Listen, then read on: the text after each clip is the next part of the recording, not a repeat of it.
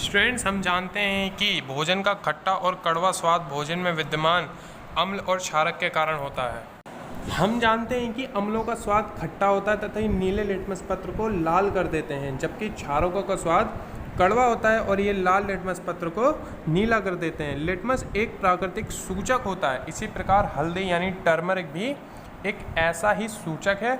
Students, आप अम्ल और क्षारक की जांच के लिए संश्लेषित यानी सिंथेटिक सूचक जैसे मेथिल ऑरेंज और फिनोल्फेथिलीन का भी यूज़ कर सकते हैं। इस चैप्टर में अम्ल एवं क्षारक की अभिक्रिया के बारे में हम अध्ययन करेंगे।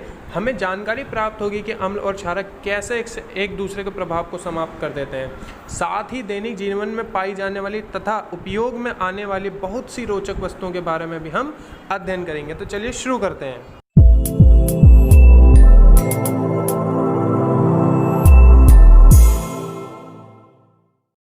टॉपिक 1, अम्ल एवं क्षारक के रासायनिक गुणधर्म समझना।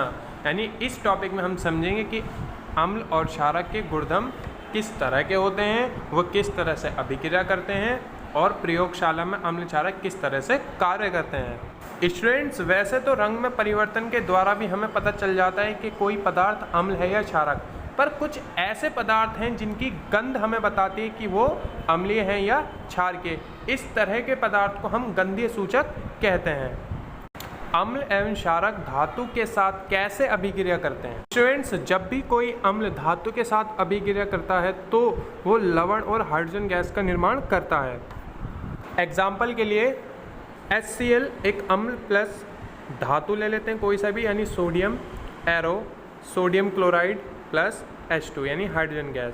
स्टूडेंट्स, इस रिएक्शन में जो HCl है वो अम्ल है, Na वो धातु है और जो NaCl बना यानी सोडियम क्लोराइड वो एक लवण है और H2 एक गैस है। स्टूडेंट, जिस तरह अम्ल धातु के साथ अभिक्रिया करते हैं उसी प्रकार क्षारक भी धातु के साथ अभिक्रिया करते हैं, यानी क्षारक प्लस धातु एरो लवण और हाइड्रोजन गैस। इसका एक एग्जाम्पल ले लेते हैं, NaOH plus Zn arrow Na2 ZnO2 plus H2। इसमें जो NaOH है वो एक क्षारक है, Zn एक धातु है, Na2 ZnO2 एक लवण है और H2 गैस है।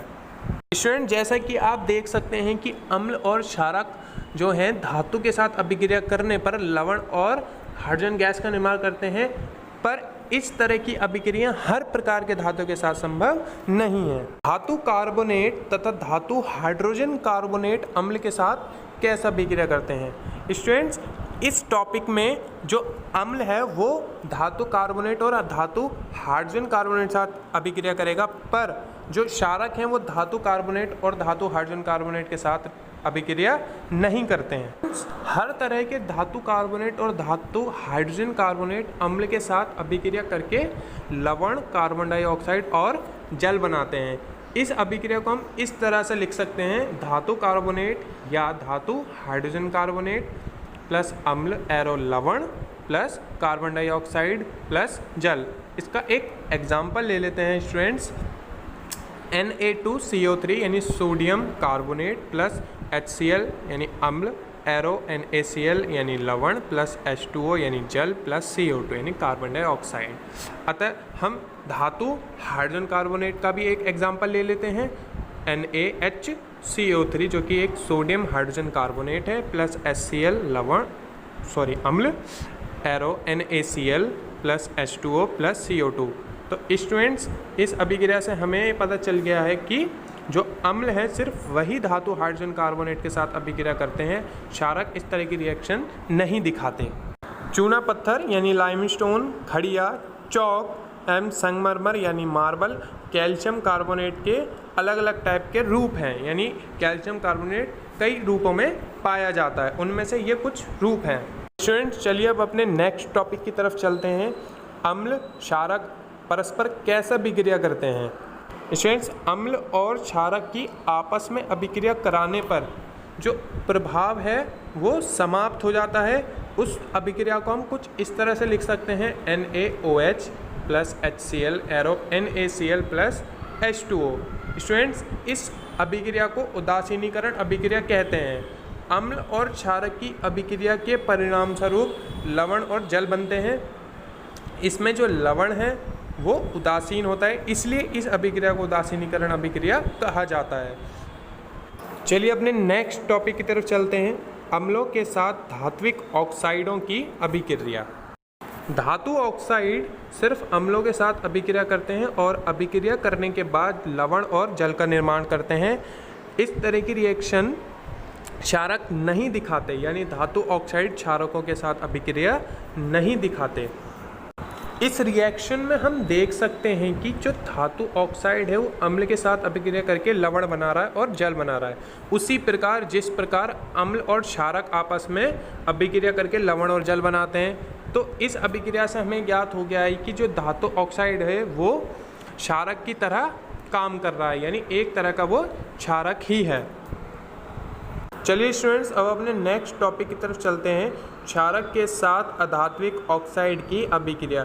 स्टूडेंट, जैसा कि मैंने पहले कहा कि जो क्षारक हैं वो धात्विक ऑक्साइड के साथ अभिक्रिया तो नहीं दिखाते, लेकिन अधात्विक ऑक्साइड के साथ अभिक्रिया दिखाते हैं।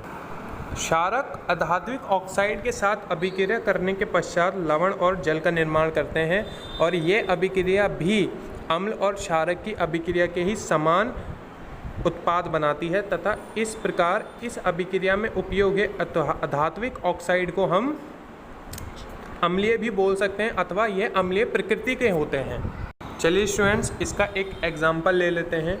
CaOH का whole twice plus CO2 arrow CaCO3 plus H2O। Students, इस अभिक्रिया में जो CaOH का होल ट्वाइस है वो एक क्षारक है, प्लस CO2 एक अधात्विक ऑक्साइड है, एरो CaCO3 एक लवण है, प्लस H2O यानी जल।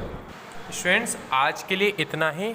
नेक्स्ट टॉपिक हम नेक्स्ट वीडियो में कवर करेंगे, तब तक आप इसको रिवाइज कीजिए।